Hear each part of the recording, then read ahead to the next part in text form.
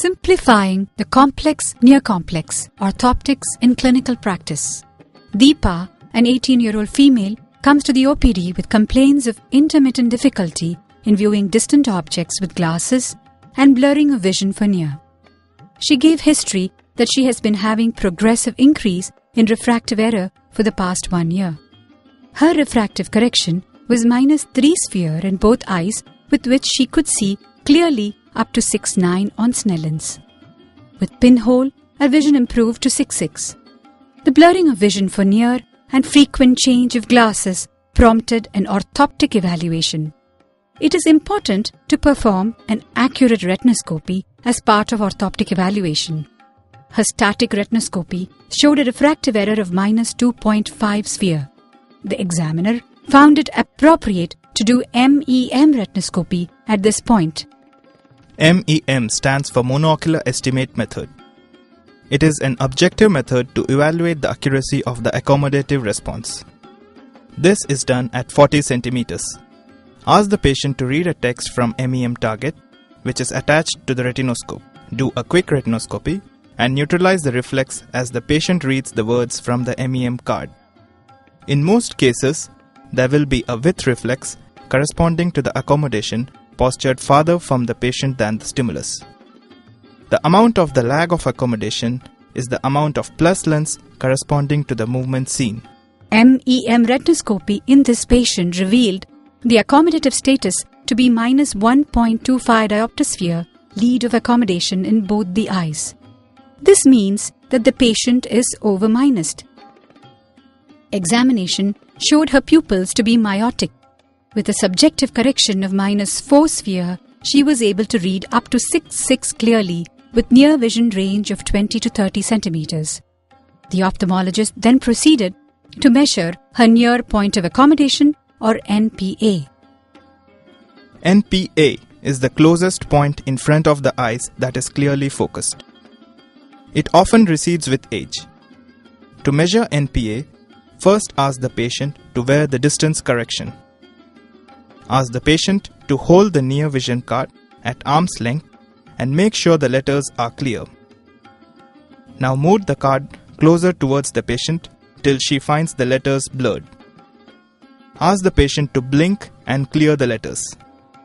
If the letters return to the initial clarity, then take the card even closer till she reports blur again.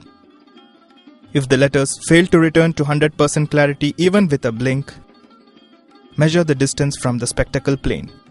This is called the first sustained blur and it is the NPA. Repeat the entire procedure monocularly. NPA was found to be 5 centimeters in both the eyes.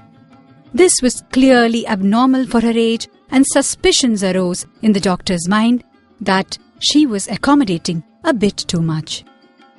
He then calculated the amplitude of accommodation in this patient to be 20 diopters, whereas the maximum expected amplitude for her age would be 17 diopters. So what's next? Negative and positive relative accommodation, of course. Why? The doctor is now clearly inching towards the diagnosis of pseudomyopia. He just needs more proof.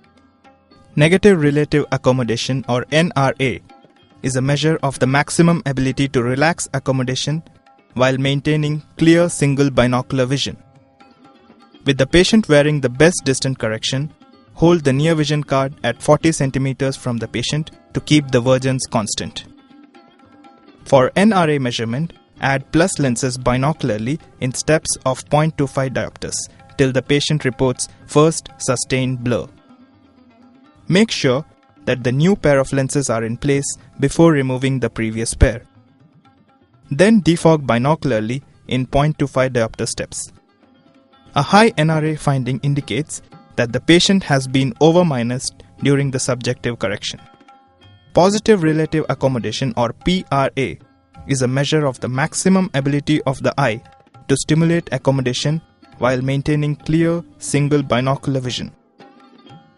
Repeat the same procedure with minus lenses for measurement of PRA. Remove the previous pair of lenses before placing the new pair.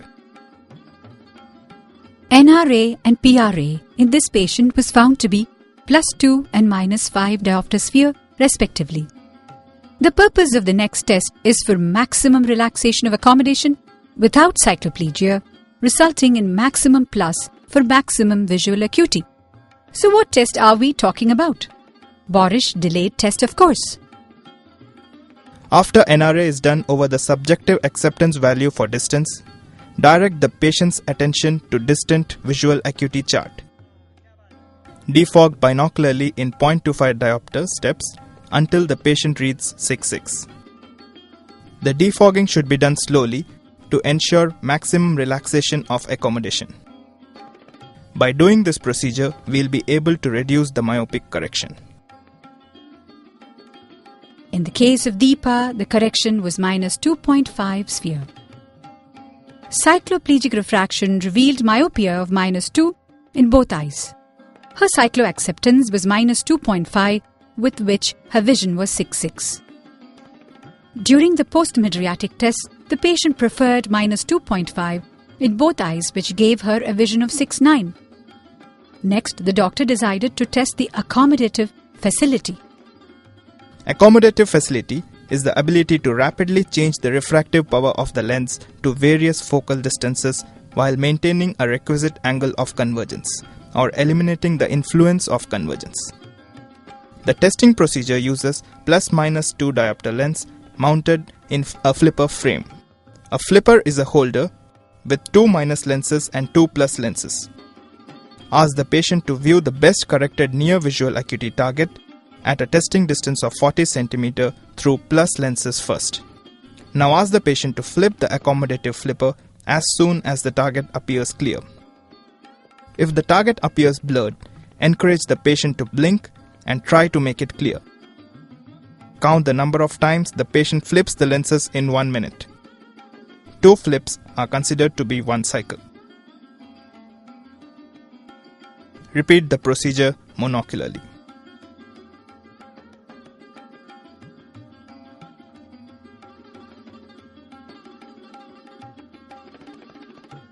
Accommodative facility with plus lenses was found to be 5 cycles per minute, which was way off the mark, that is, quite reduced.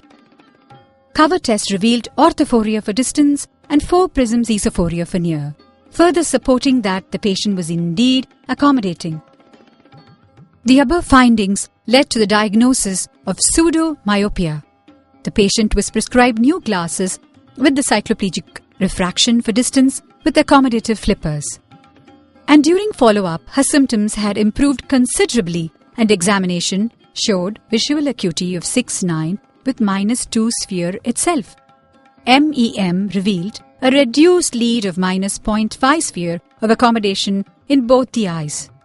The patient was advised to continue the orthoptic exercises with the present glasses.